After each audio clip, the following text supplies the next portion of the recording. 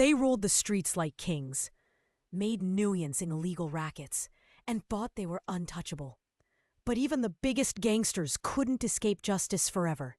From brutal crime lords to suave kingpins, these are the American mobsters who finally face the music. You won't believe who tops this list. Stay till the end for a twist that shook the FBI to its core.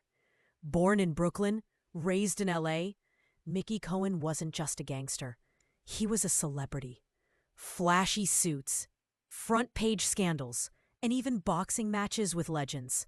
But behind the glitz, Cohen ran a violent gambling empire. That is, until the IRS came knocking.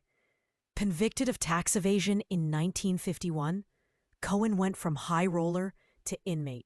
Dutch Schultz was warned, don't go after prosecutor Thomas Dewey. The Mafia Commission told him to back off, but Schultz didn't listen. Before the law could take him down, his own associates did. He was gunned down in a Newark tavern in 1935, babbling riddles on his deathbed. But law didn't get him. The mob did. Made famous by Denzel Washington's portrayal, Frank Lucas ran a heroin empire out of Harlem, smuggling drugs using U.S. military planes from Vietnam. But in 1975, justice came knocking. He turned informant, bringing down dozens of corrupt cops and dealers. From kingpin to key witness, Lucas redefined what it meant to flip. John Gotti loved the spotlight, nicknamed the Dapper Don for his sharp suits and the Teflon Don, because nothing stuck until it did. After years of evading charges, a turncoat underboss, Sammy the Bull Gravano, testified. Gotti was finally convicted in 1992. The man who walked free so many times, now serving life in a concrete cell. He never carried a gun, but Meyer Lansky controlled the mob's money. Casinos, rackets, international laundering. He was the brains behind the brawn. The feds tried for decades to pin him down. He fled to Israel, invoking the law of return, but was deported.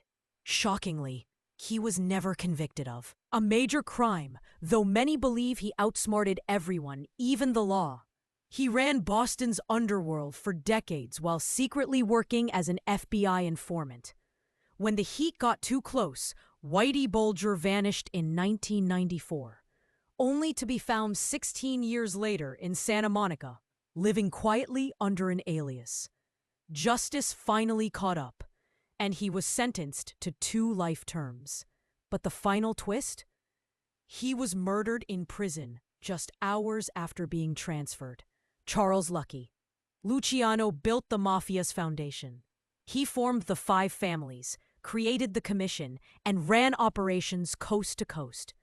But in 1936, prosecutor Thomas Dewey got him on 62 counts of compulsory prostitution. Lucky was sentenced to 30 to 50 years, but in World War II, the Navy secretly worked with him to protect docks. In return, he got deported. Not bad for a criminal mastermind. The king of Chicago during Prohibition, Al Capone controlled bootlegging, gambling, and murder. Despite all the violence, what finally nailed him? Taxes. In 1931, the IRS convicted him of tax evasion. He served time in Alcatraz, where syphilis slowly destroyed his mind.